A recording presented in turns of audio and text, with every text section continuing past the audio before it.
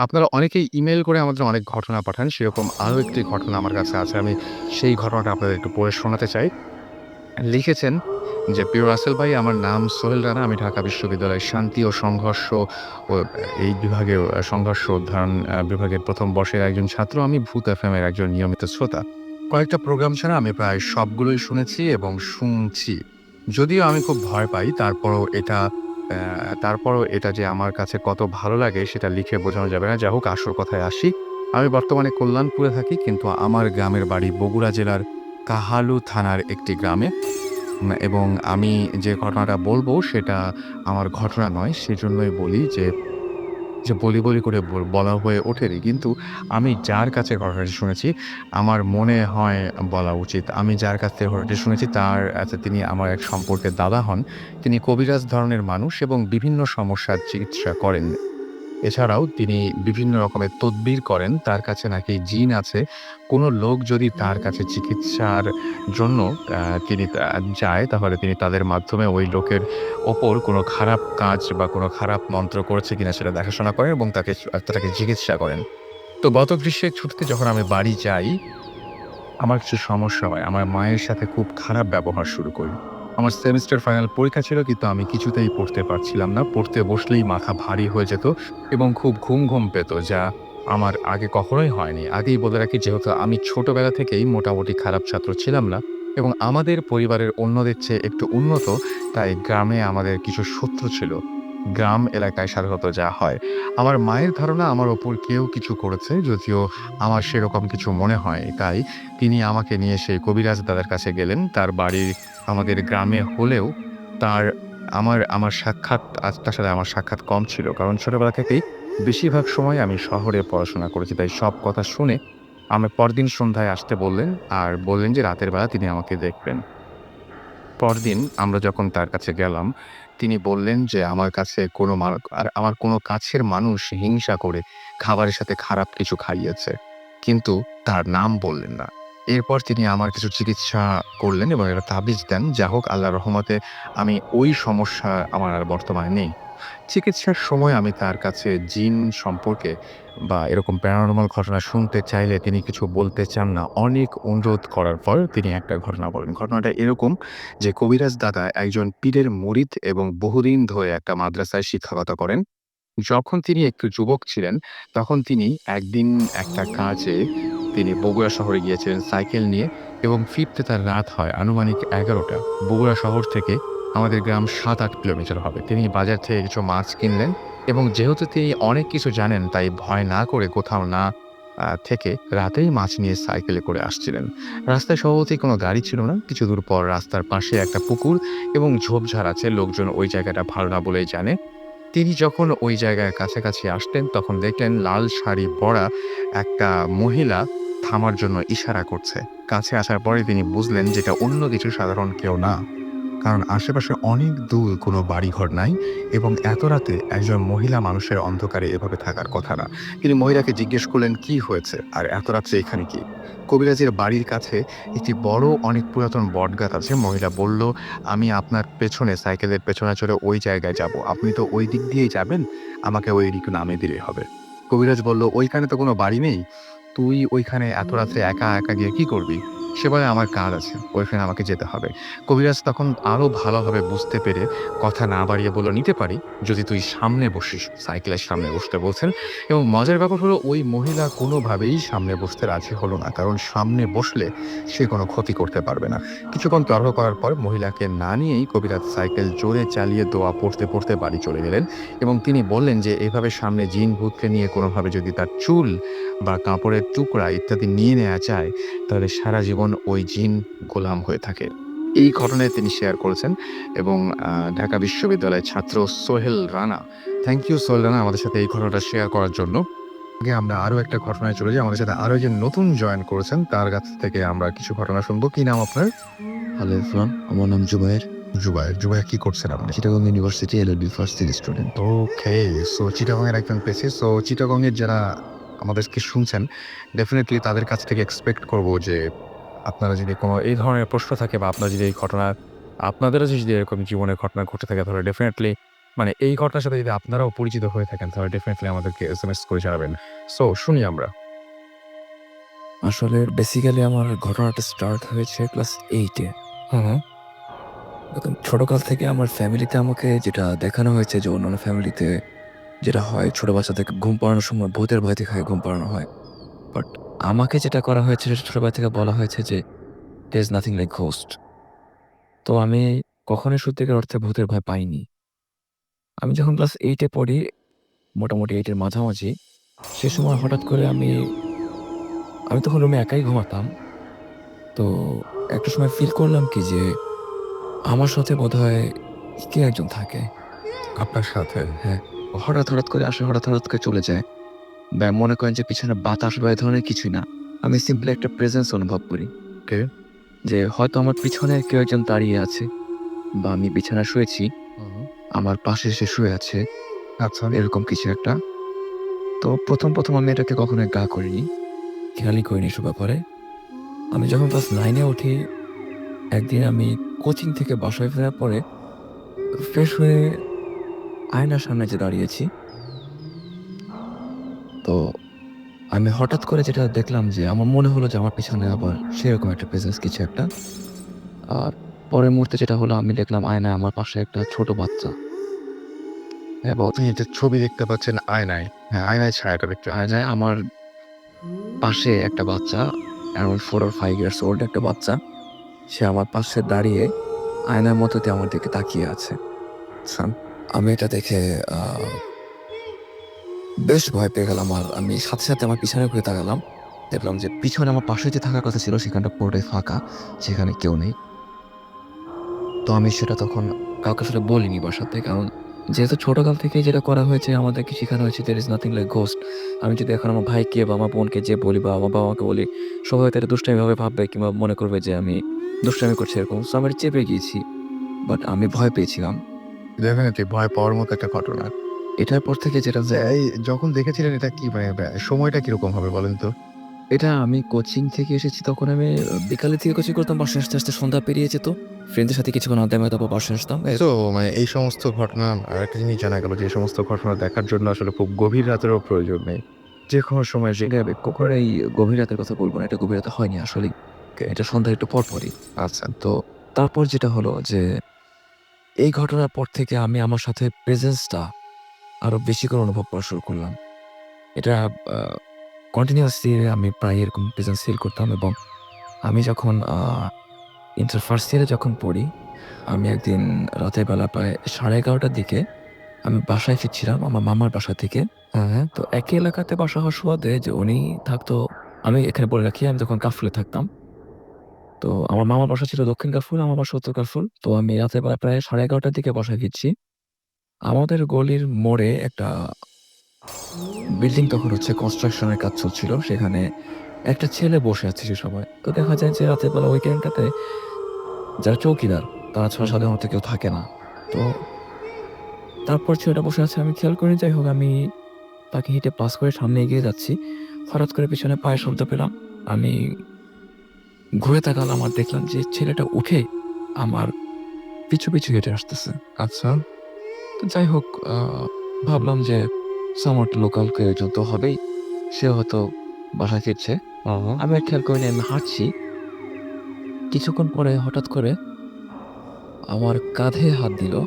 আচ্ছা। কাঁধে হাত দিয়ে আমি বলে রাখি ছেলেটা যুবক বয়সী হবে। হুম। তার হাতে অত্যন্ত ম্যাচিউরড ভয়েস, অত্যন্ত ভরাট ভয়েস। সে আমাকে বলছে, "ভাই।" ভাই বলে সে আমার কাঁধে হাতটা রেখেছে। আচ্ছা। তো আমি তার দিকে তাকালাম। আপনারা বিশ্বাস করবেন কিনা জানি না বাট সেই বাচ্চাটা, যাকে আপনি আয়নায় দেখেছিলেন। যাকে আমি আয়নায় দেখেছিলাম আমার পিছনে, হুম। সেই বাচ্চাটা, সেখানে সেই যুবক বয়সী ছেলের কোনো অস্তিত্ব ছিল না। সেই বাচ্চাটা ছিল। ওকে। আ এটা দেখার পরে আমি একটা দৌড় দেই এবং আমি এক দৌড়ে আমার বাসার গেটের কাছে না আসা পর্যন্ত আমার দৌড় আমি থামাইনি। এটুকু বলতে পারি আমি সেদিন অসম্ভব ভয় পাই। এটার পরে যেটা হয় যে বেশ কয়েকটা দিন এই প্রেজেন্সটা বন্ধ ছিল। আচ্ছা। আমি তারপরে ফিল করতাম না। যখন আমার ইন্টার পরীক্ষা শেষ হওয়ার পরে আমি যখন চিটাগং ইউনিভার্সিটিতে অ্যাডমিশন নেই, হুম। আমি ওখানে শিফট করার পরে আপনারা যারা চিটাগংয়ে কখনো গিয়েছেন ভার্সিটিতে তারা দেখবেন যে শহর থেকে বেশ খানিকটা দূরে আমাদের ভার্সিটিটা। আর আমরা আসা যাওয়া করি ট্রেনে করে, যেটাকে শাটল ট্রেন বলে। এটা সারাদিনেই নির্দিষ্ট সময় পর, পর শহর থেকে ছেড়ে আসে আর ক্যাম্পাস থেকে ছেড়ে আবার শহরে যায়। তো একদম লাস্ট যে ট্রেনটা যেটা ক্যাম্পাস থেকে শহরে ফেরে, সেটা ৯টার পরে ফেরে এবং সেটা খুব ফাস্ট যায়। আমাদের ক্যাম্পাসটা একদম টোটালি শহরের বাইরে। আশেপাশের পুরো এলাকাটাই নির্জন। একটা গ্রামের মধ্যে সম্পূর্ণ আলাদাভাবে ভার্সিটিটা করা হয়েছে। আর রাতের বেলার এই ট্রেনটা দেখা যায় কি যে যাত্রী খুব কম থাকে শহরে আসার জন্য। সো সবাই মিলে একটা বগিতেই ওঠে। আর এমন একটা বগিতে ওঠার চেষ্টা করে যেখানে আলো থাকে। আমাদের ট্রেনের সব বগিতে আলো নেই। আর সবাই মিলে একসাথে থাকার কারণ হচ্ছে যে ছিনতাই বা এই ধরনের সমস্যা তো হতেই পারে, যেহেতু গ্রাম এলাকা। আর এই ট্রেনটা খুব ফাস্ট আসে। আর রেল ট্র্যাকের আশেপাশে প্রচুর ধান ক্ষেত আর পুরোটাই ফাঁকা। আপনি যদি তাকান, বাইরে তাকালে দেখবেন যে বিশাল জায়গা পুরোটাই ফাঁকা। মাঝখান থেকে জাস্ট করে রেল ট্র্যাকটা চলে গেছে, আর কিছু না। আমি একদিন শহরে আসছি রাতের বেলার ট্রেনে। এটার আই উইটনেস আমার সাথে আছে। ওনার নাম অভিজিৎ চক্রবর্তী। উনিও চিটাগং ইউনিভার্সিটির ছাত্র, 3rd ইয়ারের ছাত্র। তো আমি জানালার পাশে বসেছি। জানালার জাস্ট কাঁচটা নামানো, কাঠের যে শাটারটা থাকে সেটা নামানো না। আচ্ছা। তো ট্রেনটা চলছে। হঠাৎ করে আমি কথা বলছিলাম আরকি। আমি একটা পাশের সিটে বসেছি আর ওই পাশের সিটে অন্য রোয়ের সিটে বসেছে আমার সেই বড় ভাই। উনার নাম অভি, আমি আগে বলেছি। তো কথাবার্তা বলছি, ওনার দিকে তাকায় কথাবার্তা বলছি। ফাঁকা হয়ে বসেছে এক-একজন। বলা যায় লোকজন খুব কম, ফাঁকা, ফাঁকা সবাই বসা। তো আমি জাস্ট কিছুক্ষণ পরে কোন একটা কারণে এমনিতেই মশার চোখ তো পড়ে। আমি জানালা দিয়ে বাইরে তাকালাম। টু মাই হরর আমি দেখলাম যে সেই বাচ্চা ছেলেটার মুখ। জানালার কাছে। জানালাটার কাছে আপনি যদি কখনো নাক লাগিয়ে কাচে বা দরজার কাছে যদি নাক লাগিয়ে দাঁড়ান, তো দেখবেন আপনার নাকটা একটু ডিবে যাবে। অর্থাৎ আমাদের শরীরে ইমপ্যাক্ট পড়ে। বাচ্চাটা বাইরে থেকে জানালার কাছে তার নাকটা ঠেকিয়ে আমার দিকে তাকিয়ে আছে। প্রায় ১৫ থেকে ২০ সেকেন্ডের মতন বাচ্চাটা আমার দিকে তাকিয়ে থাকলো। আমি পুরোটা সময় আমি চোখ সরাতে পারিনি। আপনি যদি এভাবে খেয়াল করেন দেখবেন আমার গায়ের লোম অলরেডি আমি আপনাকে দেখা হয়ে যাচ্ছে এবং বুঝতে পারছি। ব্যাপারটা হচ্ছে যে সে ১৫ থেকে ২০ সেকেন্ড আমি জানি না। আমার পর থেকে রীতিমতো একটা টর্চার গিয়েছে। হুম। যে আমি চোখটা সরাতে পারছি না। কোনো একটা আমার মনে হচ্ছিল যে সে আমাকে সিম্পলি হিপনোটাইজ করে ফেলেছে। আমি ১৫ থেকে ২০ সেকেন্ড দেখলাম এবং আমি পরবর্তীতে ১৫ থেকে ২০ সেকেন্ড কিন্তু অনেকটা সময়। অনেকটা সময়, এবং সত্য কথা আমি তার দিক থেকে ১ সেকেন্ডের জন্য চোখ ফেরাতে পারিনি। আমি চেষ্টা করেছি। আমার মনে হচ্ছিল যে আমার মাথা বোধহয় কেউ চেপে ধরে তার দিকে তাকিয়ে রেখেছে। আমাকে এরকম একটা মনে হচ্ছিল। আমি সাথে, সাথে ১৫ থেকে ২০ সেকেন্ড পর হঠাৎ করে ফেসটা যখন নাই হয়ে গেল, আমি খুব দ্রুততার সাথে উঠে অভি ভাইয়ের পাশে যেয়ে বসলাম আর বললাম যে, "ভাই তুমি কি কিছু দেখছো?" ও আমাকে বলল যে, "আমি তো কিছু দেখি নাই। বাট তোকে এরকম পেইন লাগতেছে কেন?" আমি তখন ওকে যখন বললাম, ও বলল যে, "এটা তো হ্যালুসিনেশন।" এখন আপনারাই আমাকে বলেন যে একটা হ্যালুসিনেশন ১৫ থেকে ২০ সেকেন্ড ধরে চলবে। আর আমি সেই ক্লাস ৯ থেকে একই হ্যালুসিনেশন বারবার হয়ে যাচ্ছে। একই রকমের চেহারা। একই রকমের চেহারা দেখছি এবং বিভিন্নভাবে। কখনো গভীর রাতে, কখনো সন্ধ্যার সময়, কখনো রাতের বেলা ৯:৩০ কখনো কাঁধে হাত রাখতেছে, কখনো জানালায় এসে মুখ লাগাচ্ছে। এটা একেবারেই বাস্তব এবং আমার সাথে এটা কেন হচ্ছে আমি জানি না। আমি এই বাচ্চাটাকে কখনো কোনোদিন দেখিনি।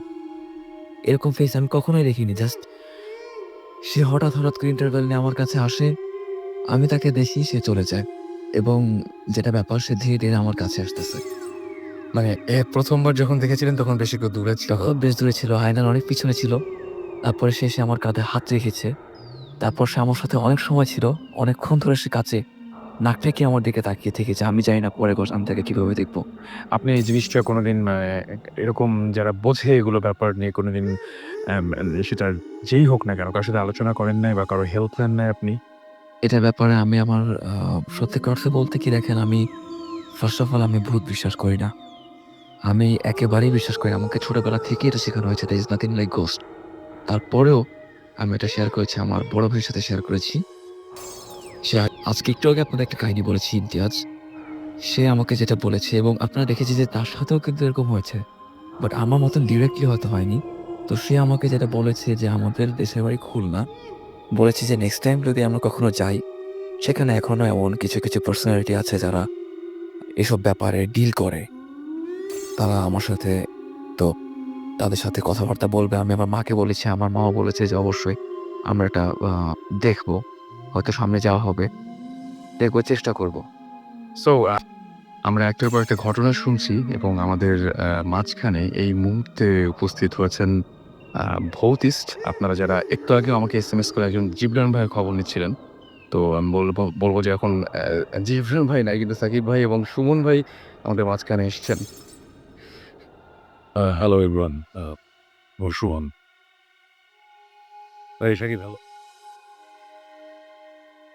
ওটা শাকিব ছিল আর জিবান দিয়েছি। হ্যালো, হ্যাঁ জিবান, হ্যাঁ হচ্ছে। আমি একটা কথা বলবো। না থাক, পরে কথা বলবো। জিবরান আজকে অনেক এক্সাইটেড কথা বলতে যাচ্ছি। হ্যালো এভরিওয়ান, অ্যাকচুয়ালি আমরা অনেকদিন আসিনি। ভূত এফএমে আসা হয় নাই, দেশে ছিলাম না আমি। সাকিব অনেক বিজি ছিল কাজ নিয়ে, আর জিবরান তো সবসময় বিজি থাকে। তারপর আমরা টাইম বের করি, বাট এবার আজকে এতদিন পর আসার পিছনে আরেকটা কারণ হচ্ছে যে, যেটা বললাম দেশে ছিলাম না, তাছাড়া আরেকটা ব্যাপার হচ্ছে যে লাস্ট 96 আওয়ার্স অ্যাকচুয়ালি কোনোরকম ঘুম-টুম ছাড়া ওয়াটসিনের অসমাপ্ত ট্যুর অ্যালবামের কাজ করছি আরকি আমরা। মানে অ্যাকচুয়ালি আমরা 96 আওয়ার্স এ ফুল অ্যালবামটা করছি। সো অসমাপ্ত 2 ইজ ডান, এবং এটা খুব শীঘ্রই এই ১ মাসের মধ্যে ডেফিনিটলি, মোস্ট প্রবাবলি সামনের মাসের এন্ডেই সিডিটা পাওয়া যাবে। আর সামনে মোবাইল ফোন কোম্পানির সাথেও আসতেছে ফর লিসেনিং পারপাস। এনিওয়েজ, এই জন্য অনেক বিজি ছিলাম, এখন আবার ফ্রি। সো এই সপ্তাহে আমরা আছি, নেক্সট উইকও হোপফুলি আমি দেশে থাকতে আসবো।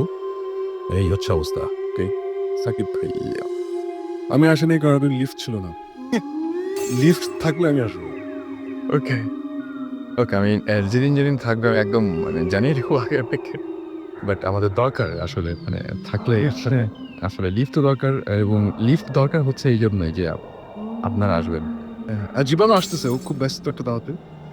সো খবর দিচ্ছি আসতেছে। সো আমরা এদিকে তাহলে কতগুলো ঘটনা আছে সেই ঘটনাগুলো শেষ করে ফেলি। অভিকের সাথে কথা হচ্ছিল এবং অভিক কিছু ঘটনা বলছিলেন, শেষ করে ফেলি আমরা ঘটনাগুলো। জি, আমার আমার যে দাদুর বাসার নেক্সট যে ঘটনাটা, ওই ঘটনাটা দিয়ে তো শুরু হলো। এরপরে ঘটনাটা ঘটলো আমার মেজো ফুপির সাথে। তো এই ঘটনাটা মোটামুটি ২৮-৩০ বছর আগে, যখন উনার বয়স ৮-৯ বছর ছিল। তো সেই সময় আরকি ঢাকা শহরে এমনকি ওই সময় পুরো দেশ জুড়েই ফুটবল খেলা নিয়ে বেশ মানে উন্মাদনা, আবাহনী, মোহামেডান। তখন একটা নতুন টিম উঠে আসলো, ব্রাদার্স। ওটা হচ্ছে গোপীবাগের লোকাল টিম। তো সবারই খুবই মানে ফেভারিট একটা টিম। তো যেদিন ব্রাদার্সের খেলা থাকতো, তো এই ব্রাদার্স ইউনিয়ন যেদিন জিতে মাঠ থেকে আসতো, সেদিন উপর থেকে সবাই কি ফুলের পাপড়ি-টাপড়ি মারতো। আর যেদিন হেরে আসতো, সেদিন আরকি বাচ্চারা মজা করে পানি-টানি মারতো আরকি। তো ওই সময় আমার যে মেজো ফুপি, উনি আমার ৩ ফুপির মধ্যে সবচাইতে চঞ্চল ছিলেন। তো উনি আরকি এখনো এই প্লেয়াররা এসে পৌঁছায় নাই, কিন্তু তিনি বালতি মগে পানি নিয়ে রেডি আরকি দোতলার বারান্দা থেকে। তো উনি অনেকক্ষণ কাউকে না দেখে হতাশ হয়ে শেষ পর্যন্ত দেখলেন যে একটা বৃদ্ধ ফকির, যার গায়ে একটা পাঞ্জাবি সাদা রঙের, কিন্তু মানে ছিঁড়া একটা মানে ময়লা সাদা পাঞ্জাবি আছেন। পরে সে আস্তে লাঠি ভর দিয়ে হেঁটে আসছে। তখন কি খেয়ালে জানি না, উনি বালতি থেকে মগ দিয়ে পানি নিয়ে ১ মগ পানি উনার পাঞ্জাবির উপর দিয়ে ঢেলে দিল। আচ্ছা, এবং ফকিরটা স্বভাবতই খুবই এটাতে রাগ করলো এবং সেই লাঠিটা উঠিয়ে মেজ ফুপিকে অভিশাপ দিতে থাকলো। তো মানে মেজ ফুপিও কম যায় না, সে আরকি বারান্দা থেকে কাঁচকলা দেখাতে থাকলো যে, "আমাকে তো ধরতে পারবা না, আমি অনেক উপরে আছি।"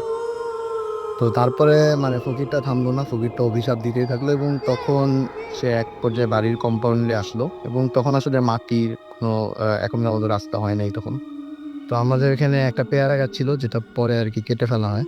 তো সেই পেয়ারা গাছের নিচে সে তার হাতে যে লাঠিটা ছিল, সেটা দিয়ে কি জানি আঁকাআঁকি করলো এবং সে সমানে অভিশাপ দিতে থাকলো। পরে অন্য ফুপিরা, দাদিরা এসে আমার মেজ ফুপিকে সরায় নিয়ে গেলো। সে শেষ পর্যন্ত মজা করে যাচ্ছিল আরকি ফকিরের সাথে। তারপরে তাকে বোঝানো হলো এটা করা উচিত হয়নি। তো তারপরে ঐদিন রাতের ঘটনা, আমার ফুপিরা ৩ বোন শুধু, সে ছাদে ৩ তলার ছাদে চিলেকোঠা টাইপের একটা ঘর আছে। ওখানে শুধু বাবা শুতো হচ্ছে অন্য একটা ঘরে, পাশের ঘরে। তো রাত ২টা-২.৫টার দিকে ফুপির চিৎকারে সবার মানে ঘুম ভাঙলো এবং ওই সময় গোপীবাগের ৫১বর্তী পরিবার ছিল। তো সবাই আর কি একসাথেই থাকতো। তো সবাই মানে ছুটে গিয়ে ৩ তলায় গিয়ে দেখতে পেল যে মানে ফুপি চিৎকার করে পা ধরে কাঁদছে এবং তার পায়ের মধ্যে মানে পা থেকে রক্ত পড়তেছে এবং সে বলতেছে ব্যথা, ব্যথা এই ধরনের। তো তারপরে যেটা তখন লাইট-টাইট জ্বালিয়ে ভালোভাবে এসে দেখা গেল যে তার পা থেকে রক্ত পড়ছে এবং পায়ে একটা অদ্ভুত একটা নকশা আঁকা। যে দেখে মনে হচ্ছে যে কেউ যেন অনেক সময় নিয়ে ব্লেড দিয়ে চিরে, চিরে নকশাটা এঁকেছে এবং বেশ মানে গভীর একটা মানে ক্ষত। যে তো তারপরে এবং এখান থেকে মানে এক নাগাড়ে রক্ত পড়েই যাচ্ছে। তারপরে সে আমার ফুপি তো বাচ্চা মানুষ নয়, ৮-৯ বছর বয়স। তখন সে মানে ব্যথা, ব্যথা বলে চিৎকার করছে। তো তারপরে এখন অনেকে এসে মানে বিশ্বাস করলো না। অনেকে ভাবলো এটা এবং অন্য যে ২ ফুপি তার সাথে শুয়েছিল তারা কিন্তু কিছুই দেখেনি। কেউ এসে কিছু করছে এটাও দেখেনি। সে মানে এই ঘটনাটা হঠাৎ করেই হলো। তো তারপরে এখন কেউ বলল যে ও হয়তো নিজে, নিজে এই জিনিসটা করছে। কিন্তু এটা আসলে হয় না। একটা মানুষ নিজেকে এভাবে সে যদি মানে মেন্টালি ইমব্যালেন্স না হইলে কেউ নিজেকে এভাবে কষ্ট দিয়ে একটা মানে সবার মানে সেন্টার অফ অ্যাট্রাকশন হইতে আসলে চায় না। তো তারপরে এখন শেষ পর্যন্ত পরের দিন সকালে যে ইন্টারেস্টিং এবং মানে ভয়ের যেটা দেখা গেল সেটা হচ্ছে সেই পেয়ারা গাছের নিচে গিয়ে দেখা গেল যে ঠিক হুবহু ওই নকশাটাই আঁকা যেটা ফকির তাকে অভিশাপ দিতে, দিতে মাটির মধ্যে তার মানে লাঠি দিয়ে এঁকে দিয়ে গেছিল। সেই নকশাটাই সই হন জিনিসটাই বা যে সেম জিনিস এটা আমার দাদু দেখেছে। আচ্ছা। তারপরে বাবাও দেখেছে। তো সেই ছিল ঘটনা। আমরা ঘটনায় চলে যাই। আমরা ঘটনায় চলে যাই। এখান থেকে এসেছি জ্ঞানবাড়িয়া থেকে। তো আমি সরাসরি ঘটনায় চলে যাচ্ছি। আমার ঘটনা হচ্ছে এরকম, আমি এবং আমার ড্রাইভার সহ একদিন এই নরসিংদী থেকে আসছিলাম। That was 10:30 PM। তো ঢাকার দিকে আমার বাসার দিকে রওনা হচ্ছিলাম। তো তখন রাস্তাঘাট রোড টোটালি নীরব ছিল। যেখানে তেমন কোনো লাইটের আলো ছিল না। তো আমরা দেখতে যাই পরে সামনে একটা আমাদের গাড়ির বৃদ্ধ লোক আরকি হাঁটছিল। তখন আমরা গাড়ি যখন থামাই ব্রেক করি তখন ওই বৃদ্ধ লোকের সাথে আমাদের গাড়ি ক্র্যাশ করে। ক্র্যাশ করার পর আমরা ভেবেছিলাম যে বৃদ্ধ লোকটি তো ছিটকে পিছনে পড়তে পারে। তো আমরা গাড়ি থামাই। দেন আমরা পিছনে অনেক সার্চ করি কিন্তু আমরা তাকে খুঁজে পাই না। অনেক সার্চ করার পর আমরা এটা মনে করি যে আমাদের হ্যালুসিনেশন এর ব্যাপার থাকতে পারে। দেন আমরা গাড়িতে আবার উঠি। গাড়ি আবার স্টার্ট দেওয়ার সময় আমরা দেখি যে গাড়ি স্টার্ট নিচ্ছে না। তো অনেক কোয়েশ্চেন না নেওয়ার পর আমরা ডিসিশন নিলাম যে ঠিক আছে আজকে আমরা রাতটা এখানেই কাটাই। দেন সকালে আমরা ব্যাক করব। তো আমরা কষ্ট করে অনেক রাত কাটালাম। তারপর আমরা ওই রাতের মধ্যে আমি এবং আমার ড্রাইভার একই ড্রিম দেখি। ড্রিমটা ছিল এরকম যে, যে বৃদ্ধ লোকটাকে আমরা দেখলাম সে আমাদের এই ড্রিমের মধ্যে এসে বলল যে, "তোমরা অনেক বড় ভুল করেছো। তোমরা এক কাজ করতে পারো। এই ভুলের জন্য একটাই তোমাদের ওয়ে আছে। সেটা হচ্ছে কোনো পুয়ার লোককে মানে যারা গরিব আছে তাদেরকে আরকি কিছু হেল্প করতে হবে তোমাদের। লাইক তোমরা কিছু টাকা-পয়সা অথবা যেভাবে পারো লাইক তোমাদের এভাবে করতে হবে।" তো আমরা একই স্বপ্ন যেহেতু দেখেছি আর আপনি হ্যাঁ, একই স্বপ্ন দেখি। সকালে যখন আমরা ডিসকাস করি তখন আমরা নিজেরা অবাক হয়ে যাই যে এটা কিভাবে হতে পারে। তো আমরা দেন বাসায় যাওয়ার পর সকালে কিন্তু আমাদের গাড়ি স্টার্ট নেয়। আচ্ছা। রাতে কিন্তু একদমই টোটালি নেয়নি। তো আমরা সকালে যখন বাসায় ব্যাক করি তারপর টোটালি আমাদের বাসার ফ্যামিলিকে আমরা টোটালি ঘটনাটা খুলে বলি ডিটেইলস।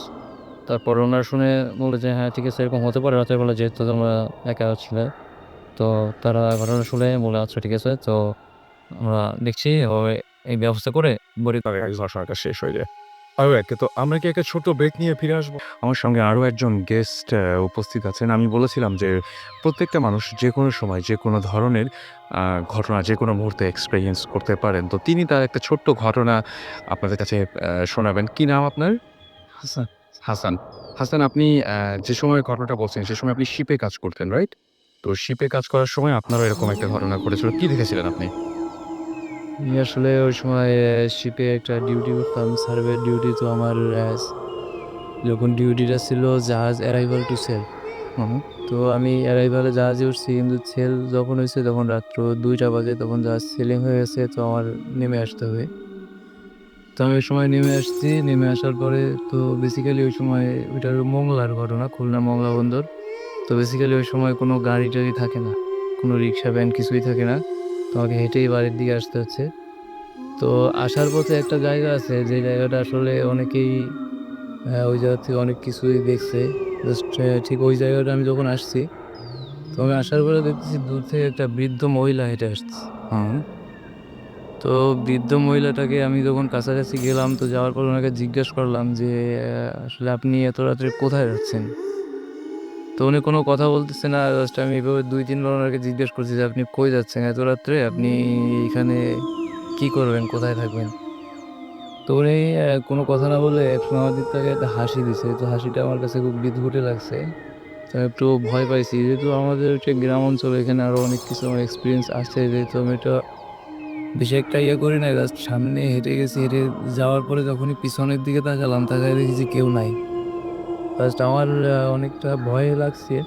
কিন্তু ভয় লাগলেও আসলে আমি ওই সময় যেটা করছি যে আমি অনেক নিজের ভিতরে একটু সাহস নিয়ে বাসাটা আমার কাছেই ছিল। তো বাসা পর্যন্ত যাওয়ার পরে যেটা আমি আ অনেক বাসায় যেয়ে তাড়াতাড়ি দরজা নক করছি, তো খুলছে। খোলার পরে আমি বাসায় যেয়ে আর কথাবার্তা বলতে পারি নাই তেমন। বাসায় জনেনে ভয় পেয়েছে ও অসুখ-টসুখ হয়েছিল, তারপরে জ্বর-টর এরকম কিছু?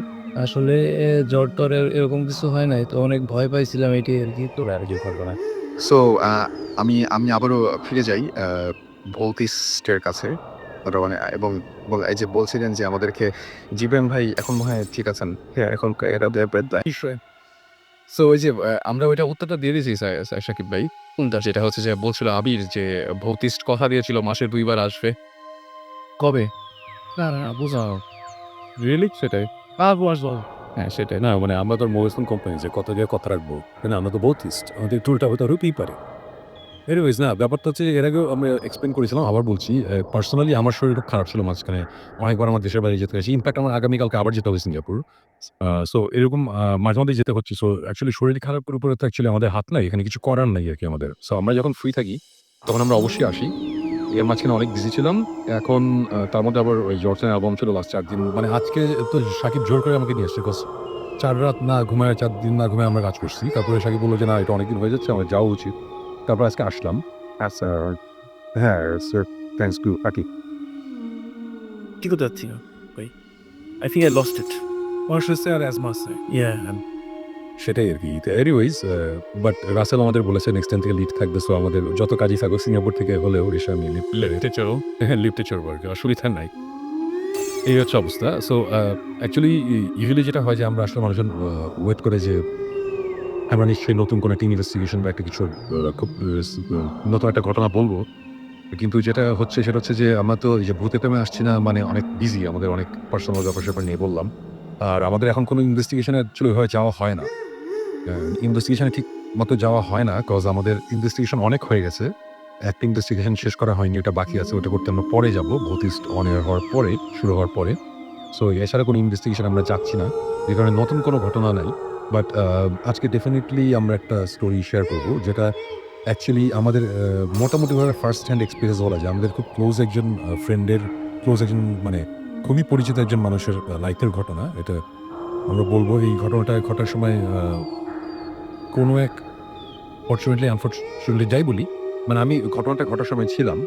সো আমার এই এক্সপেরিয়েন্সটা হয়েছে এটা কয়েকদিন আগেই ঢাকার বাইরে। তো এই ঘটনাটাই আজকে বলব। অ্যাকচুয়ালি এটা এত কথা বলার কারণ হচ্ছে এটা অ্যাকচুয়ালি ভৌতিস্টের কোনো ইনভেস্টিগেশন ছিল না। আমরা কোনো ইনভেস্টিগেশন এ যাইনি। আমি অন্য একটা কাজে গিয়েছিলাম। জিবরানের শুটিং নিয়ে জিবরান বিজি ছিল। সাকিবের অন্য একটা শুটিং নিয়ে সাকিব বিজি ছিল। সো আমি গিয়েছিলাম ওদের সাথে। আমার তখন এই এক্সপেরিয়েন্সটা হয়েছে। সো এই জিনিসটা ঘটনাটা আমি বলব। বলতে গেলে একটু আগে একটা ইন্ট্রোডাকশন দিতে হবে। তাহলে আমাকে বুঝতে পারবে যে ব্যাপারটা কি। সেটা হচ্ছে যে আমাদের এক ফ্রেন্ড আ ওর মাঝখানে অনেক শরীর খারাপ হয়। সো ও দেশের বাইরে যায় ট্রিটমেন্ট করতে এবং আ যাওয়ার পরে তার অনেক পুরানো একটা ফ্রেন্ডের সাথে দেখা হয়। মানে অনেকদিন ওই ফ্রেন্ডের সাথে তার কোনো যোগাযোগ ছিল না। ওই হসপিটালেই দেখা হয় এবং দেখা হওয়ার পরে খুব বকাবকি যে, "আরে তুমি এখানে?" তখন বলল যে, "আমার তো শরীর খারাপ। আমি এখানে আসছি।" তো দুজনেরই শরীর খারাপ। সো তারপরে যেটা হয় যে ওর ফ্রেন্ডটা ওর সাথে ধারে ব্যাক করে। অ্যাকচুয়ালি ওই ফ্রেন্ডটা থাকে স্টেটস এ। বাট তখন সে কোনো কারণে এই এশিয়ার সাইডে আসছিল আরকি। সো তখন দেখা হয়ে যায়। তখন ওই যে ফ্রেন্ডের সাথে দেখা হয়েছে যে মানে আ স্টেটস এ থাকতো। ও যখন শুনল যে তার এই ফ্রেন্ডের খুব শরীর খারাপ, তখন বলল যে, "আচ্ছা, আমি তো অ্যাকচুয়ালি ঘুরতে আসছিলাম। আর বাবার সাথে ঘুরতে আসছিলাম। অনেক জায়গায় যাচ্ছিল। যে সিঙ্গাপুর, মালয়েশিয়া, ব্যাংকক অনেক জায়গায় যাচ্ছিল।" বলল যে, "আমার তো এখন কোনো আমার নেক্সট ডেস্টিনেশন ছিল ইয়ে মালয়েশিয়া। সো মালয়েশিয়া যাবো না, আমি তাহলে ঢাকায় আসি, ঢাকাটা ঘুরে গেলাম। সো ঢাকাতে আসার পরে আসার পরে ওই আমার ফ্রেন্ডটা জানতে পারে যে তার যেই ফ্রেন্ড বাড়ি থেকে আসছে ওর মেয়ে ফ্রেন্ড আর কি, ওরও শরীর খারাপ এবং ও বেশি দিন বাঁচবে না, ওর ক্যান্সার। হ্যাঁ, সো এতে দুজনই খুব আপসেট হয়, বিকজ দুজন অনেক ভালো ফ্রেন্ড ছিল, অনেকদিন যোগাযোগ ছিল না, আবার দেখা হয়েছে এটি ব্যাপার স্যাপার। সো আলটিমেটলি যেটা হয় যে তারপর তার ফ্রেন্ডটা চলে যায়, বিকজ ওর শরীর খারাপ, ও বেশি দিন থাকতে পারবে না, ওর ট্রিটমেন্টে আবার যেতে হবে। সে আবার ব্যাক করে, আমাদের ফ্রেন্ডটা তো ঢাকা দিয়ে থাকে তখন। তারপরে ঘটনা যেটা হয় যে তার বেশ কয়েকদিন পরে ওই ফ্রেন্ডটা মারা যায়। আচ্ছা, যে বাড়ি ছিল ও মারা যায়। তো মারা যাওয়ার পরে সে স্বাভাবিকভাবে অনেক আপসেট হয়ে যায়। আপসেট হয়ে যাওয়ার পরে সো আমরা তখন ঢাকার বাইরে যাই, ওই ফ্রেন্ডটাকেও নিয়ে যাই যে একটা টাইম স্পেন্ড করলে হয়তো ভালো লাগবে, একটু ভালো লাগবে, এটার ব্যবস্থা। তা একদিন আমরা রাত্রেবেলা বসে আড্ডা দিচ্ছি, ঢাকার বাইরের ঘটনা এটা, এই কয়েক সপ্তাহ আগের ঘটনা। আমরা বসে আড্ডা দিচ্ছি, তো হঠাৎ করে সে বললো, গার্লফ্রেন্ড বললো আমি আসতেছি বলে সে রুম পাশের রুমে যায় আর কি, পাশের রুমে গিয়ে বসে থাকে। একটু পরে সে আসে, ওর চেহারা দেখি বলে যে সামথিং ইজ রং। তো আমি জিজ্ঞেস করলাম যে কী ব্যাপার, কী হয়েছে? তো আমি বললো যে না কিছু না, আজকে আমি যাইতে চেয়েছিলাম একটু বাইরে একটা জায়গায়, তো আমি যেখানে গেছিলাম ওটার পাশে একটা জঙ্গল আছে, এটা ধ্যানের বাইরে। জঙ্গলের একটা জায়গা আছে, জায়গাটা খারাপ, মানে সো কল্ড খারাপ, মানুষজন অনেক খাজে বাজে কথা বলে। তো আমি বলে যে আমি ওই জায়গাটাতে যেতে চেয়েছিলাম, বাট আজকে যাওয়া যাবে না, আমরা কালকে যাবো। তো আমরা তখন বলছি কেন ওখানে যাওয়া দরকার? বললেন না আমার একটা কাজ আছে, যেতে হবে। আমি বললাম যে আচ্ছা ঠিক আছে, বিকজ এগুলো ব্যাপারে তো আমি ইন্টারেস্ট থাকি। বললাম ঠিক আছে কালকে যাবো। তো এরপরের দিন আমরা যাই এখানে। যাওয়ার পর সিচুয়েশন যেটা হয় যে গিয়েছিলাম খালি আমি আর আমার ফ্রেন্ডটা, আর বাকিরা তার হোটেলে ছিল, যেখানে আমরা গেছিলাম ওখানেই ছিল। সো আমরা এখানে যাই, এটা একটা মানে ভয়ঙ্কর একটা ঘন জঙ্গল টাইপের, মানে আর রাতে তখন বাজে 2:30। সো ওই সময় আমরা গিয়েছি। ইনফ্যাক্ট সেও এই কথা বলেছিল যে কালকে রাত 2:30টার সময় যেতে হবে, এর আগে যাওয়ার দরকার নেই। যে এবং ও মজার ব্যাপার ছিল, যখন বললাম যে না কেন আজকে কেন যাবো না, তখন বললো যে না আজকে যাওয়া যাবে না, এরপরই ঝুম বৃষ্টি নামে আর কি। সো তখন বুঝলাম যে আজকে যদি যেতাম ও বৃষ্টিতে ভিজতাম আর কি।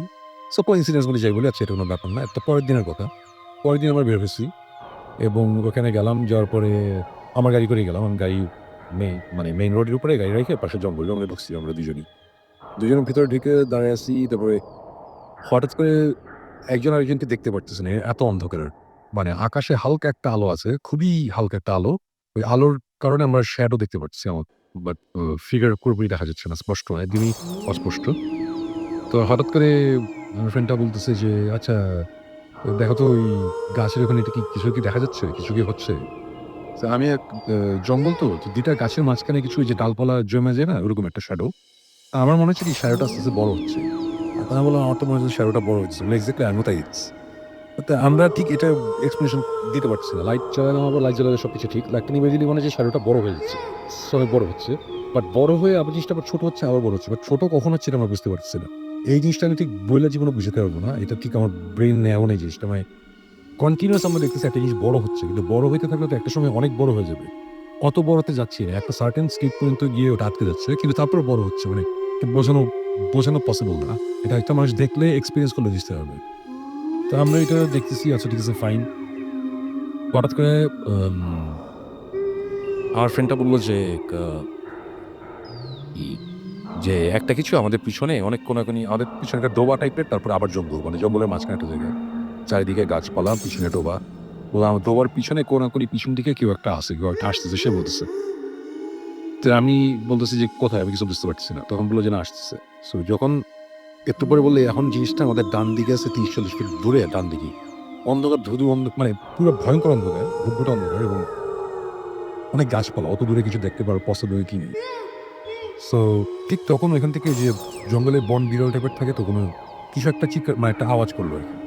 সো তখন সাথে সাথে আমি নড়ে চড়ে বসলাম, বিকজ আমরা তো অনেকবার অনেক ইনভেস্টিগেশনে গেছি। সো আমরা জানি যে এই টাইপের প্রাণীগুলো আগে একটা মানে সিগন্যাল দেয়, ভাই আর কি, ওরা বুঝে যে কিছু একটা আছে। তো কোইন্সিডেন্স বলি যাই বলি, ঠিকই 30-40 ফিট দূর থেকে একটা আওয়াজ আসছে ডান দিকে, অথচ সে কিন্তু আগে আওয়াজ পায়নি, আমিও পাইনি।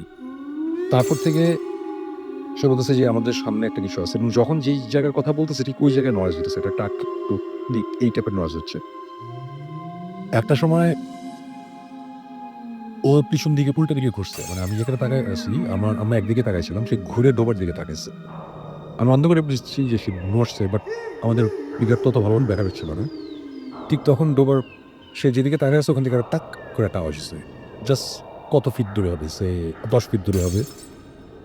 তারপরে খুব উইয়ার্ড একটা জিনিস হলো, সেটা হচ্ছে ডান দিকে বেশ দূরে 20 ফিট দূর থেকে ডান দিক থেকে হঠাৎ করে একটা আওয়াজ আসে শুরু হলো। আওয়াজ হচ্ছে এরকম, এরপর টিপিক্যাল এরকম টিক টাক টাক, টিক টাক টাক, টিক টাক টাক, টাক টাক, টিক টাক টাক, টিক টাক। আস্তে আস্তে আওয়াজ টেম্পোটা বাড়তেছে, আওয়াজটা বাড়তেছে, আমাদের দিকে আসতেছে। হঠাৎ করে করছে কি আমার ফ্রেন্ড হঠাৎ করে চিৎকার দিয়ে উঠছে যে শাট আপ বলে চিৎকার করছে, আওয়াজটা বন্ধ হয়ে গেছে। সো ওইটা যখন হচ্ছে তখন আমি টের পেয়েছি যে something is wrong, something is going on, এবং তখন এই যে ফিলিংটা আসতেছে, বুঝতেছে যে কিছু একটা হচ্ছে এখানে। আমরা দুজনে চুপ করে দাঁড়াইছি।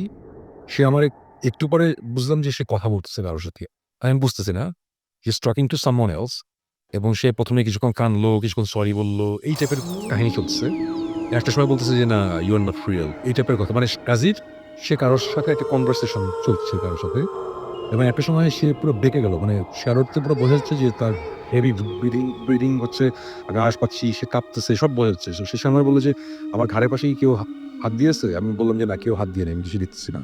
তো বললাম আমার ঘাড়ে একটু হাত দাও, আমি যে হাত দিলাম তখন বললো যে আমরা এখন যাই। আমি তখন বুঝলাম যে সে পুরো কলাপস করতেছে, তাও তো খারাপ। তাকে উঠাই নিয়ে গাড়িতে উঠালাম, গাড়িতে উঠায় গাড়ি লক টক করে দিয়ে আমি সময় বসেছিলাম, ওর একটু নর্মাল হলো, তারপর গাড়ি চালিয়ে আমরা আবার ওই হোটেলে গেলাম আর কি, যেখানে যাওয়া। ওখানে যাওয়ার পর দেখলাম যে তার চোখ মুখ টুক ফিরে গেছে, লাল টলে গেছে, মানে খুব বাজে অবস্থা। তারপরে সবাইও বললো, তো ওর স্টোরিটা হচ্ছে যে এখন আমি বলি ওর স্টোরিটা কি, ও কি বলছে। ওর কথা হচ্ছে ও যখন ঘুরছে, ঘোরার পরে যখন পিছনে যে টাক টাক টাক আওয়াজ শুনে থেমে গেল, একটু পরে সে ফিল করছে, সে বলে যে আমি চোখে কিছু দেখিনি, কিন্তু আমার মনে হয়েছে যে আমার সামনে একটা কিছু ভাসতেছে, বাট এই জিনিস কিন্তু আমরা কেমনি দেখিনি। মানে সে বলতেছে যে আমি নিজেও দেখি নাই, বাট আমি ফিল করছি একটা সামনে কিছু ভাসতেছে। এবং ওই জিনিসটা হঠাৎ করে বললো কি যে আমি আসছি, মানে আমি আসছি, কেউ একজন বলতেছে। এবং according to my friend, apparently এটা নাকি তার যে ফ্রেন্ডটা মারা গেছে সে, তার ভয়েস হচ্ছে যে আমি আসছি। তখন তখন সে অনেক ইমোশনাল হয়ে গেছিল, সে তখন কাঁদছে, তার খুব ক্লোজ ফ্রেন্ড ছিল। সো তখন সে ইমোশনাল হয়ে তখন বলছে আই এম সরি, অ্যাকচুয়ালি তোমার সাথে আমার দেখা করার কথা ছিল, তুমি মরে যাওয়ার আগে আমার যাওয়ার কথা ছিল, আমি লেট হয়নি বাইরে, আমি সরি, এগুলো বলছে আর কি। তো এই কথাগুলো আমি আবার শুনছিলাম, তো আমি ওই সাইডের কথা শুনিনি, পাশের কথাগুলো শুনতে পাচ্ছি, এই পেইন্টের কথা। হ্যাঁ। তখন বলতেছে যে কথাটা বলার পর তারপরে বলতে যে এনিওয়েজ তুমি তো রিয়েল না, আমি এটা জানি, আমি এটা চিন্তা করতেছি, বিকজ একটা মানুষ মরে গেলে তার স্পিরিট ব্যাক করতে পারে না, এটা আমি বিলিভ করি না। সো তখন সে বলতেছে যে না আমি রিয়েল। তখন বলছে না তুমি রিয়েল না। তখন নাকি সে নাকি ঘুরে তার পিছনে আসছে, পিছনে এসে নাকি তার ঘাড়ের পাশ দিয়ে নাকি ফিস ফিস করে বলছে আই এম রিয়েল। তখন বলছে যে না, তারপরে সে বলছে তুমি রিয়েল না। তখন সে বলছে I can prove it to you. তখন আমার ফ্রেন্ডটা বলছে তুমি কিভাবে প্রুভ করবা, তোমার একটা জিনিস বলে দিই যে খুব শীঘ্রই তুমি সামনে এই মাসখানেকের মধ্যে একটা ঘটনা ঘটবে, তুমি অনেক টাকা পাবা কোন একটা জায়গা থেকে, খুব আনএক্সপেক্টেড একটা জায়গা থেকে তুমি অনেক টাকা পাবা। টাকা তোমার পাবা না, তুমি খুব অবাক হবা। সো এটা আমি তোমার বলে দিলাম, তুমি এটা পাবা, এটা পাইলে তখন তুমি বুঝবা যে আই এম রিয়েল। তখন তারপর বলছে যে না আমি এগুলো বিলিভ করি না, তুমি রিয়েল না। ধরে হাতের খুব জোরে ধরছে যে এই দেখো তুমি কি ফিল করছো আমি রিয়েল। তখন সে বলছে না আমি রিয়েল না। তখন নাকি তাকে জোরে চাপ দিছে এবং বলছে তুমি ফিল করতেছো না যে আমি চাপ দিতেছি তোমাকে, আমি রিয়েল। তখন সে মানে বেঁকে গেছে, মানে বুঝে যাচ্ছিল। তখনই সে আমাকে বলছিল আমার ঘাড়ে হাত দেয়, আমি হাত দিছি, তখন নাকি হাতটা সরে গেছে। এই হচ্ছে কাহিনী, সে আমাদের এগুলো বলতেছে।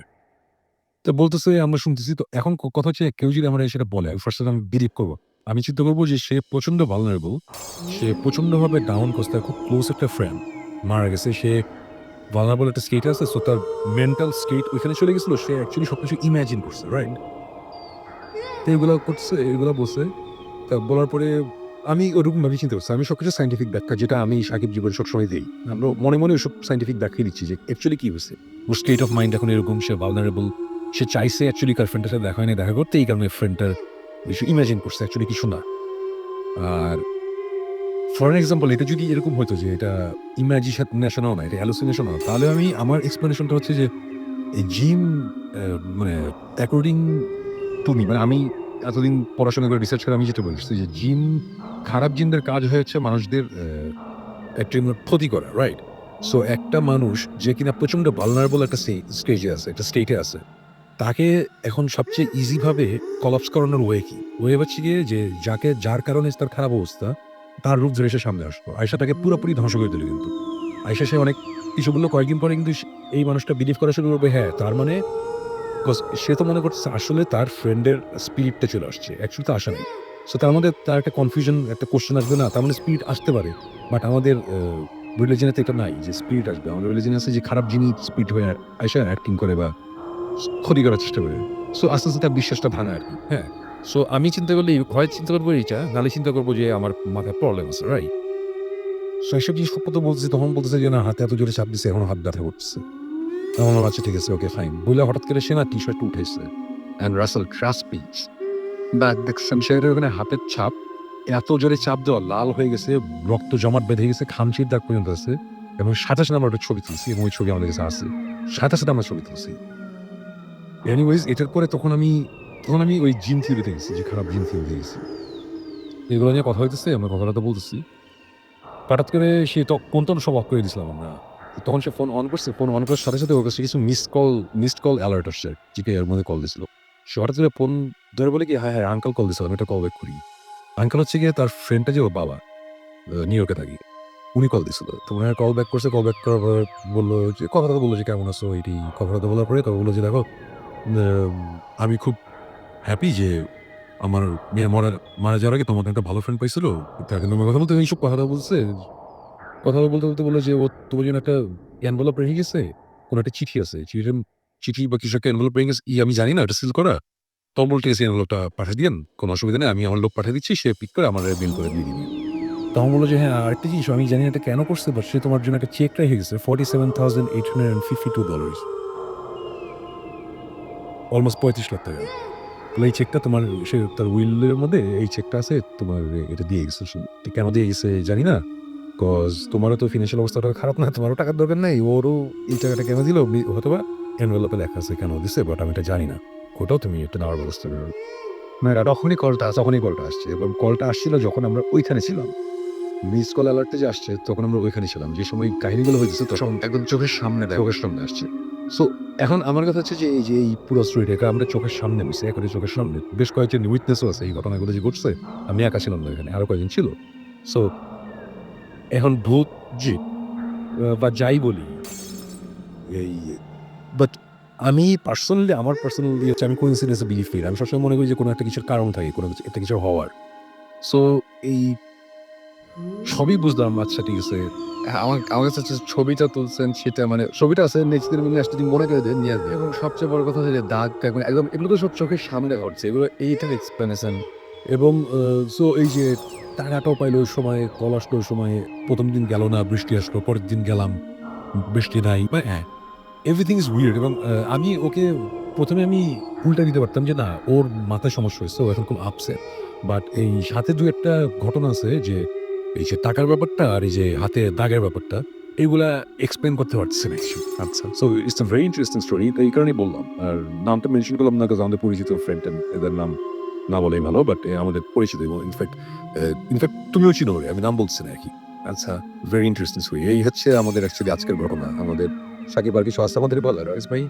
তা এটা যেটা বলার আছে যে আফটার শর্মাই কেম হোম আমাকে বললো এই ঘটনাগুলো, আমি আর শর্মা দুজনেই বসছি এটা চুল চেরা বিশ্লেষণ করতে, অন্য অ্যাঙ্গেল থেকে এটা কীভাবে মারা যায়, কীভাবে ধ্বংস করা যায়, এবং অনেক কিছুই আমরা বিয়েতে করলাম, বাট আলটিমেটলি দেখলাম যে এটা ইটস ইন্টারেস্টিং স্টোরি। আমি মানসি তো একটা হ্যাঁ মানে এটা র্যাশনাল এক্সপ্রেশনও দেওয়া যায়। আমরা ইনফ্যাক্ট তারা করেছে ওই হাতের ছাপ টাপ, কীভাবে ফোন তখন আসছে আসে নাই, এগুলো সব আমরা র্যাশনাল এক্সপ্রেশন দিছি, but it's still a very, এখন আমাদেরটা ঠিক নাকি ওই মানে যার এক্সপিরিয়েন্স করছে জিনিসটা ওর পার্সপেক্টিভ ঠিক, এটা কোনো কনক্লুশন আমরা ড্র করতে পারি না। Which is the purpose of both is actually, আমরা কোনো কনক্লুশন নেই না, আমরা একটা মিস্ট্রি বের করে এই মিস্ট্রি সামনে একটা ঘটনা দিয়ে দিই, মানুষজন জাজ করবে কোনটা কি। মানে আমরা বলি না যে বিলিভ করো, হ্যাঁ তুমি মানে এখন সারা জীবন আমি গান লিখছি, এখন আমি আমার প্রতিচ্ছবি আমি একটা গান লিখছিলাম যেটা মানুষজন শুনে বলছে আহ কি সুন্দর প্রেমের গান, প্যারেন্টেজ ডেতে এই গান অনেক বিক্রি হতো, বয়ফ্রেন্ড গার্লফ্রেন্ডে দিত, গার্লফ্রেন্ড বয়ফ্রেন্ডে দিত, জামাই বলে দিত, বউ জামাই দিত, বাট গানটা আমার ছেলেকে নিয়েছে। সেটা তো আমার বলার দরকার নেই ভাই, তোমার যেমনি খুশি ইয়ে করে এন্ড অফ দ্য ডে গান শোনো। সো আমরাও ওটাই বলবো যে বহুতিস্ট তোমরা কেমনে কি চিন্তা করবো, আপনারা কিভাবে চিন্তা করবেন এটা আপনাদের ব্যাপার, আমরা আমাদের একটা জিনিস দেখাই দিব, যেই হচ্ছে ব্যাপারটা, এখন এটা তোমাদের উপরে, তোমরা কি করো। I think that's been আমাদের এটাই ছিল, এটি ছিল আমাদের টার্গেট ছিল। টার্গেট ছিল শুরু থেকে। আমরা কোনো সময় বলি না যে বিলিফ, আমরা যেটা করছি বিলিভ করেন। সেটাই মানে এখানেও মানে বোথ এফএমে অনেকে বলে যে হ্যাঁ এটা এরকম মানে সত্যি মিথ্যা অনেক কিছু বলে, কিন্তু এটা আমাদের আসলে মানে একদম সত্যি মিথ্যা বললে যে নিউজ চ্যানেল শুনলো, হ্যাঁ সেটাই, মানে যে এতটি ভূত ধরা পড়ি আছে, হ্যাঁ অমুক জায়গা থেকে অমুক, চরম বাস্তবিক নিউজ পেপার এরকম ইয়ে দিয়ে ওসবই ওসব প্রতিবেদন ওগুলো পড়লে বেটার। ভূত এসেছে না ওই মানুষজন তো ভয় পাবে, মানুষজন তো ফাঁকদামি করবে, মানুষজন তো হাসবে, এটি তো দরকার। আমি বারবার একটা example this, I love Stephen King novels, I just love it. আমি স্টিফেন কিং এর বড় ফ্যান। আমি যতবার পড়ছি অনেকবার ভয় লাগছে, অনেকবার ইন্টারেস্টিং লাগছে, অনেকবার মজা পাইছি। কিন্তু আমি সবসময় জানি জিনিসটা মিথ্যা। সো এখন আমি এটা সত্যি মনে করে চিন্তা করতে পারি, মিথ্যা মনে করে চিন্তা করতে, যার যার পার্সোনাল ব্যাপার। এন্ড অফ দ্য ডে আমি কিন্তু বইটা পয়সা দিয়ে কিনতেছি, মজা পাচ্ছি, আসি এন্টারটেনমেন্ট ওইটি হচ্ছে। এবং আমি যখন আমি এটাও মানে মাঝে মাঝে বলি যে যখন আমি যাই কোনো জায়গায়, যে যখন একটা ডিভিডি কিনি আমি হরর মুভি, তখন আমি পেছনে পড়ে দেখি না যেটা কি আসলে সত্যি ঘটনা, মানে বেসড অন ট্রু স্টোরিজ নাকি মানে এরকম টাইপের কিছু, কোনো কিছু তো দেখি না আর কি। মানে জাস্ট একটা আনন্দ পাওয়ার জন্য যে বা ভালো লাগার জন্য এটা কিনতে বাসায় ভয় পাওয়ার মধ্যে একটা আনন্দ আছে। আমি নিচ্ছি অনেক, এত মানুষজন খুব ভয় ভূতের ফিল্ম শুনে কবে ভূতিস আসবে 10 বার বলে কান ব্যথা করে ফেলে, ওরা কিন্তু ভয় পায়। এটি হচ্ছে মজাটা আর কি। তো ভয় তো পাইতেই হবে, ভয় যত পাবে তত আমাদের জন্য ভালো। ভূতের টিভি এপিসোড যা হইতেছে বুঝছে, তোমার একটা স্নিক প্রিভিউ দেবো বুঝছো। না, রাসেল কাইনা দেখাবো, বাট আমি আরেকটা জিনিস বলি, সেটা হচ্ছে আমরা গত মাসে কবে জানি বলছিলাম যে আমাদের একটা ফিমেল ইনভেস্টিগেটর দরকার। এর জন্য আমরা প্রচুর মানে তা আমার কাছে 500-র কাছাকাছি ইমেল আসছে। হ্যাঁ, সো আমাদের এখন মাথা খারাপ হয়ে গেছে। মোস্ট অফ দেম দেখতেছি যে এদের বয়স হচ্ছে 16 থেকে 18-20 এরকম অবস্থা। ভাই 21 বছরের নিচে আমাদের প্রবলেম আছে। আমাদের একটা কন্ট্রাক্ট সাইন করতে হবে, তো সো এটা আমাদের কন্ট্রাক্টটা সাইন করতে হবে বাই ইন্টারন্যাশনাল করতে। সো 21 এর নিচে প্রবলেম আছে, যে কারণে প্রথমেই আমরা ওগুলো বাদ দিচ্ছি। এখন আমরা আবার বসে এখান থেকে আমরা 20 জনের মতন একটা শর্ট লিস্ট করছি। এখান থেকে আমরা 10 জনের মতন শর্ট লিস্ট করবো। কয়েকজনের সাথে আমরা কথা বলছি, কয়েকজনের সাথে এখনো কথা বলা হয় নাই। শেষে ফাইনালিস্ট 10 জনকে নিয়ে তাদের সাথে কথা বলবো, তারপরে তাদের প্যারেন্টসের সাথে কথা বলবো, তারপর ডিসিশন নিব কাকে নেওয়া হবে। হ্যাঁ, সো অনেকেই আমাদের আবার মেইল করছে যে আমরা এখনো কিছু জানি নাই। আমরা ডেফিনিটলি জানাবো। মাঝখানে আমার নিজের হ্যাঁ, এবং অনেক কাজ আছে আমাদের, এগুলো করতেছি আমরা। এগুলো শেষ করে আমরা ডেফিনিটলি জানাবো। সামনে আমরা জানাবো কি হচ্ছে না হচ্ছে, যখন এলে আমরা জানাবো। আমরা মেইল সবগুলোই করছি। একজন খুব ইন্টারেস্টিং একটা মেইল লিখছিল, আমার ওই ইয়েটা মনে নাই, নামটা মনে নেই। সে বলছিল যে আচ্ছা ঠিক আছে, অনেকেই তো বলবে যে এই হন্টেড হাউসে গিয়ে থাকতে পারবে, ভয় পাবে, ওগুলো টেস্টমেন্ট নিয়ে আপনি আগে টেস্টমেন্ট যে তেলাপোকা ভয় পাবে কিনা। অনেক মেয়ে আছে তারা ভুট্টু থাকতেও ভয় পাবে, কিন্তু তেলাপোকা কিন্তু ভয় পাবে। এবং আমার নাম মনে নাই কি লিখছিল, মেলটা খুব ভালো ছিল। এবং ভাই আমরা ডেফিনেটলি তেলাপোকা টেস্টও করবো ওদের উপরই, যারা যারা ইয়ে করবে। এটা হচ্ছে একটা ঘটনা। আর আজকে আমাদের আর কিছু বলার নেই। আরেকটা জিনিস হচ্ছে যে আমাদের সাথে আজকে আরো অনেক ফ্রেন্ডের নাচতে, ওরা বাইরে বসে আছে। একটু আগে আমি দেখলাম যে ফয়সাল আর আলিফ দেখলাম যে একটা স্যান্ডউইচ বের করছে, স্যান্ডউইচটা দেখলাম যে তনু খাইতেছে, আমাদের দেয়া হয় নাই। আরেকজন দেখে দিশা একজন আছে, সেও দেখুন কোক খাইতেছে, আরেকজন কফি খাইতেছে, আমাদের কিছু না দিয়ে ওরা নিজেরা খাই ফেলতেছে। সো আমরা তাড়াতাড়ি চাইতে হবে, নাহলে খাবারটা শেষ হয়ে যাবে। আজকে ছিল ইন্টারন্যাশনাল কাপ। তো আমার না এমনি তো সবাই আছে তুমি। আমার মানে রেডিও ফুটেজ ওপেন প্লেস নেই, মাইকেই বুঝছি যে ময়মনসিং থেকে একজন ফোন করছিল, হয়তো না ময়মনসিং থেকে অনেকে ফোন এবং SMS এর ওরা হচ্ছে যে 4 সপ্তাহ ধরে ওরা ভূতের সঙ্গে ট্রান্সলেশন পাচ্ছে না। আর এটা আমি রেসপন্সিবল না। Jibran was nowhere near Mymensingh radio tower. So I don't know. So আমার তোমাকে বলার দায়িত্ব ছিল। আমাদের কান ঝালাপালা করতেছে যে ময়মনসিংহে কেন ময়মনসিংহে নাকি পাচ্ছে না, ভূত এখন আছে না, রেডিও ফুটতে পাচ্ছে। আচ্ছা, আমরা এটা একদমই আমাদের একদম সংশ্লিষ্ট কর্তৃপক্ষ আমরা রাসেলকে জানিয়ে দিলাম, রাসেল ইমিডিয়েটলি রাসেলকে টু ব্যাড, তারা এটা শুনতে পারবে না, তাদের ওখানে রেস্ট্রিকশন না। সো এটা আমরা ফেসবুকে আবার জানিয়ে দিব। আর রাসেল একটা জিনিস করতে পারো, আমার মনে হয় যে বড় বড় কিছু বাস টাস পাঠিয়ে দেবো ময়মনসিংহে, এটা 8টার দিকে পাঠিয়ে দিবা, ও আসবে, ওরা চলে আসবে, লাইভ এখানে শুনে নিতে হবে। জাস্ট ঢাকায় ঢুকলি তো হয়ে গেল। ও সে দেখে ঢাকার মানুষে বর্ডারে চলে আসলো, তারপরে বাসের রেডিওকে শুনে চলবে, শুনে আমার ব্যাক। তো হ্যাঁ, যত যাই বলো যে আলিফ যে স্যান্ডউইচটা যে খাওয়াইলো, ওদের আমাদের যে খাওয়া তো ভালো হয়নি। নেভার শো আপনি এত কফি খাওয়ার পরে যদি একটু পেন ধরেন শেষে গেছে। তো আবার না রেডিও তোরা শুনতেছো। ইয়েস। আচ্ছা দেখুন তো বিন্দু, আচ্ছা সবাই আমরা কি সবাইকে বলা হয়েছে যে আমরা when are we going on air? আর আমরা ভৌতিস নিয়ে শীঘ্রই আমরা মানে সুদূর ভবিষ্যতে আমরা আসবো, বাট সুদূর ভবিষ্যৎ, বাট এটা কি ওই যে আর্থ টাইম নাকি নেপচুন টাইম, এটা আমরা জানি না। নেপচুনের ধুয়ে আসতে গেলে 20,000 বছর লাগে ওটা সহ্য করতে। এনিওয়ে, যে অবশ্যই জানুয়ারি, কোন ইয়ার এটা বলা দরকার মিস আমার পেটে না না না না সিরিয়াসলি বলি, আসলেও পার্সোনালি আমরা অনেক অনেক বিপদের ভিতর দিয়ে যাচ্ছিলাম, আমারও শরীর খারাপ ছিল, অনেক প্রবলেমের মধ্যে ছিলাম। বর্তমানে আগমন শেষ, আমি খুব খুশি। তো শান্তে বৌতিস্টের ইয়েটা আসবে, 32 জানুয়ারিতে আসবে, এর মধ্যে কি প্রিফেটের আর লোমর রিলিজ হবে ইনশাল্লাহ। এখন কাপ পারে না না আমারটা বহুত কিছু পরে। আর জাস্ট টু প্রুভ দ্যাট আমরা we know what talking about, রাসেলকে আমরা খুব কুইকলি একটা সিক রিভিউ দিব আমাদের জিনিসপত্র। সো রাত আমার এটা হ্যাঁ, যেদিন আমার অ্যালবাম বেরোবে সেদিন হতে পারবে, যেটা বলিতে এটা ওকে, আমরা শেষ করে দেই। এবং আমি যারা SMS পাঠিয়েছেন এতক্ষণ পর্যন্ত তাদেরকে অনেক অনেক থ্যাঙ্কস আমাদেরকে SMS পাঠানোর জন্য।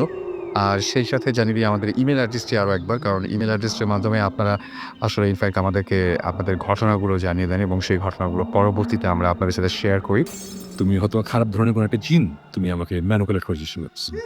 তো আমি বলছি যে না আমিও, ওর মেয়েটার নাম দিয়ে বললো যে আমিও। তারপর সে তার ঘাড়ের মধ্যে মানে তার ওই হাতে শোল্ডারের এখানে হাত দিচ্ছে খুব